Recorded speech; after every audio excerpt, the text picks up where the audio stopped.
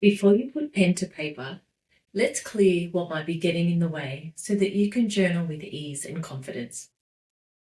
We hear all the time how powerful journaling is for clarity, healing, and growth. It's recommended everywhere from wellness blogs to therapy rooms. But what we don't talk about enough is how to set yourself up to actually journal in a way that's doable and meaningful. I'm Ingrid. I'm a journal coach and facilitator, and I've been teaching people to journal since 2020. And over the years, I have seen something again and again. It's not just the resistance to journaling itself that can get in the way. Sometimes it's the before you actually pick up a pen to write, there are things that could actually be holding you back. In this video, I'm not going to be talking about what to write. We're going one step earlier. This is about setting yourself up in a way where journaling feels really natural and inviting. There are small shifts that can be made that actually make a huge difference. And when you make them, you're going to be clearing a little bit of the way so that your words can flow much more easily. Before we get into the details, there is a free download of all the tips I'll be sharing today. The link's in the description. Okay, let's get you set up with 7 tips so that your journaling can feel like home. Number 1. You can journal. Now, let me tell you something up front. You can journal. You can journal and you can benefit from it. And I know it sounds crazy to say this as a tip, but it's really important that you know and decide that for yourself. Because the big secret when it comes to journal writing is that it actually has nothing to do with your writing ability at all. I've journaled with so many people and they'll often tell me that they don't feel like they're a good writer or that they feel writing is too challenging. Because journaling isn't about a polished piece of writing, it's not about getting everything right. It's not about it sounding good. It's not about sounding clever or finishing your thoughts in a perfect order. The kind of journaling that I teach is about getting what's inside out, which makes it really messy and raw and wonderfully human. You can scribble, ramble, misspell, you can write letters back to front, you can cross things out, you can change your mind mid-sentence, you can do whatever you want, whatever lands on the page. Because the magic isn't in the grammar, it's in the release. So sometimes that means you have to give yourself permission to decide for yourself that you can journal regardless of how it lands on the page. It's a mindset thing. So you might need to reassure yourself that a lot of times if you feel like you're a little bit of a perfectionist or worried about how things will sound. And while you're at it, in reassuring yourself or knowing for yourself that you have the ability to journal, you get to throw out this expectation for neatness, spelling, grammar, or punctuation. Just toss them out the window. Number 2, let's talk notebooks. Because the moment you decide to start a journaling practice, it usually comes with this urge to dash out and buy the most beautiful notebook that you can find. I've done it and I've seen that sparkle in so many people's eyes.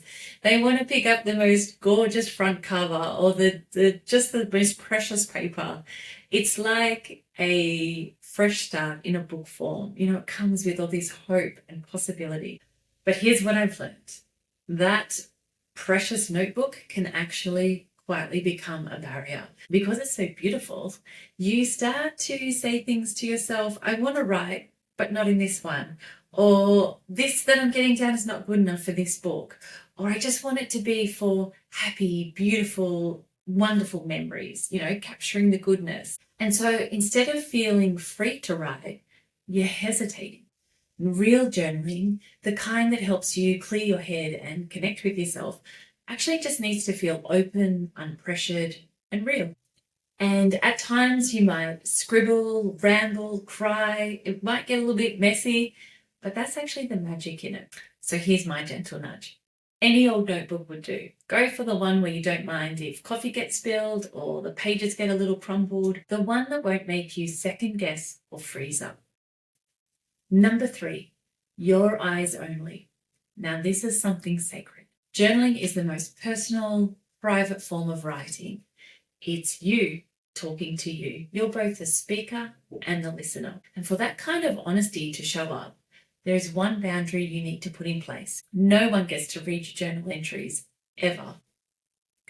I absolutely love sharing my insights and discoveries from my journal session. That actually happens often. But hand over my journal for somebody else to read, it's just not going to happen. The second that you have the thought that someone might read your journal entry, starts to change the way that you write. You start censoring, softening, editing, and just like that, the magic starts to disappear. So as you get ready to journal, ask yourself, what will help you to feel safe to write freely? Will you hide your journal, keep it in your bag, put a lock on it, tear it up? Some members of my journal community have made rituals out of this. One keeps a shredder under her desk, and after she's journaled, in goes the journal entry and out comes paper spaghetti. The words have served their purpose, and she feels light and free from it. Whether you save or shred, stash or stack, protect your journaling always. Number 4, writing by hand. This one can sometimes be wonderfully underrated, and no, there is nothing old school about it. You probably still do it. Birthday cards, shopping lists, brainstorms, abstract drawings, maybe through long phone calls. There's actually just something about the act of writing that helps things click. It helps you feel, think, sort stuff out. And here's the sciencey bit. When you pick up a pen to write, you activate your reticular activating system, a part of your brain that filters out a lot of information you would normally be receiving. So it's kind of like your brain's personal assistant that just says, we're writing, let's focus. And that's not all. Writing by hand actually lights up both sides of your brain. Your left analytical logical side and your creative side, the right side, are working together. That left side is processing things as it's just getting experiences and thoughts and emotions down. Your right side helps you to think really clearly, to spot patterns, to creatively problem solve, to sort of think outside the box. It helps you to work through experiences and emotions at a faster rate than if you were just thinking through things alone. That's why journaling can often come with this feeling that you've taken the weight off your mind, because you actually have. We have over 60 to 80,000 thoughts bouncing around our minds all day long. That is a lot going on. And writing gives you that way to catch what matters, gain clarity, and just let the rest drift away. You really don't have to be poetic. It's just about being present. The pen, keep letting it guide the way. Number 5, get going with the timer. Here's a little secret about how I journal. I use a timer. And before you start to think about it being some high stakes competition, there's no Journal Olympics, there's no racing the clock. It is absolutely none of that.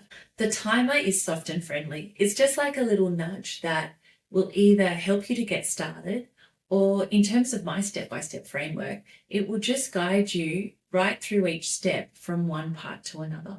I also love it because when I feel overwhelmed or tangled, there are times when journaling can just feel like too much. You know it will help, and yet you avoid doing it. I've done that too, gone way too long without writing and just let stress build up and up and up. And by the time I actually sit down to journal, it's the time that helps me go, okay, get started. And I can feel that stress and the weight just falling onto the page, and it's like I can breathe again every single time. That's the magic of a timer. It just says, let's start here. And it reminds you that there is actually a beginning and an end to your journal writing. You don't need to take all day to try and solve problems. It can actually be, things can be sorted out or moved in short pockets of time. So it lets you settle in, vent, reflect, discover, timer goes off, and you continue going about your day. It makes journaling feel doable, like you've got a supportive friend with you. When it comes to a timer, you can use the one on your phone, smartwatch, kitchen timer, a lovely little sand timer if that's your style, from 10, 15, 20 minutes or more. However you journal, let it be your guide to get started or to move you from one step to another. Number 6, the best time to journal. I get asked this all the time. When's the best time to journal? And truthfully, the best time is whenever you actually do it. Morning lights, midday lull, twilight coziness, they're all good. And you can journal anywhere. In bed before the world stirs, at a cafe with a hum of coffee cups and conversation, on a train, in a park, at your kitchen table, in your favorite nook, wherever your mood and pen align. With so many options, it's just really important that you work out what's right for you and your schedule. I always encourage people to invite a bit of curiousness about this. Be curious about trying journaling at different times of the day for different lengths of time. Be flexible with where you actually journal and take your time to find your own rhythm and schedule, because it's not about the right time or the right way. It's just about doing it over and over again. So there's no perfect time. The magic comes when you make time.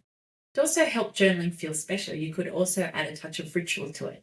Light a candle, play some nice music, wrap yourself in a blanket, whatever really works for you.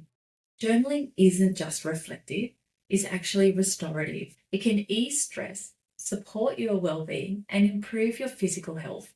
Think of it like a gentle gym session or a gentle jog for your inner world. Now, one journal session won't solve everything. Just like one yoga class is not going to make you super bendy, but show up regularly, that's when the shift begins. Number 7, notice how you feel.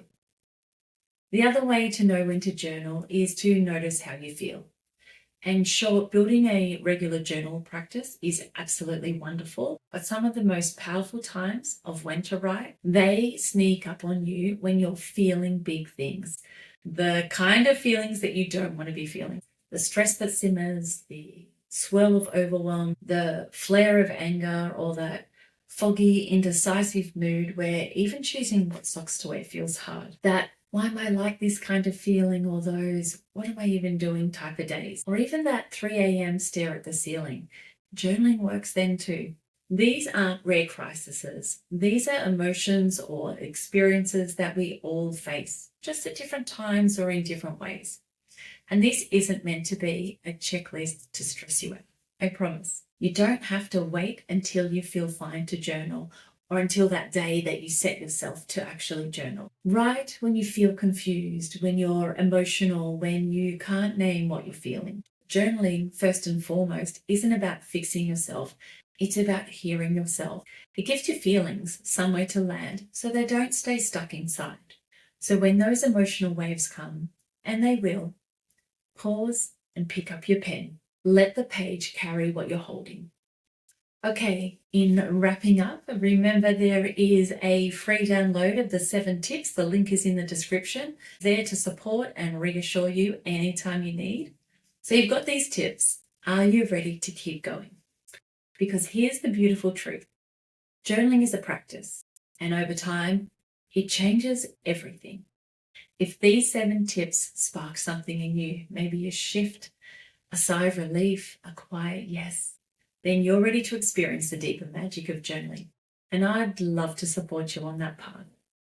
If you're wondering about a really wholesome, healthy way to journal, I've got so much journal goodness at journalwithingrid.com. Head there, you'll discover so many options for journaling, from a self-paced online course.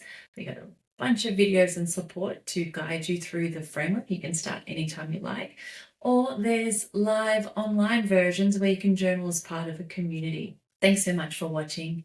I hope you feel inspired to journal.